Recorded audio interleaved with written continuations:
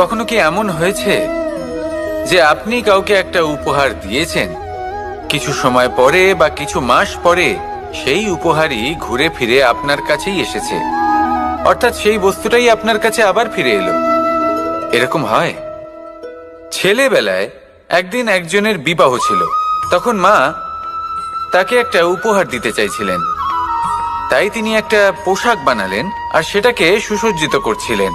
আমি দেখলাম আর জিজ্ঞেস করলাম যে মা, এই পোশাক এত সুসজ্জিত করার কি আছে? তখন মা বললেন যে কানাই, কখনো কাউকে এমনই উপহার দেবে, এমন প্রকারে দেবে যে সেটা যদি আবার ঘুরে ফিরে তোমার কাছে ফিরে আসে তাহলে যেন তোমার খারাপ না লাগে।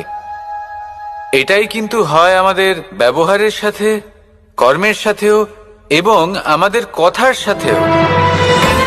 তেমনই আচরণ করবেন যে আচরণ আপনি সহ্য করতে পারবেন। যদি মুখ থেকে কটু কথা বেরোতে থাকে তখন নিজেকে সংযত করে নিন, সেই শব্দই প্রয়োগ করুন যেটা আপনি তার বদলে শুনতে চাইবেন এবং আপনার দুঃখও হবে না, কারণ আপনার কর্ম এমন একটা উপহার যেটা আবার ঘুরে ফিরে ফলস্বরূপ আপনার কাছেই আসবে।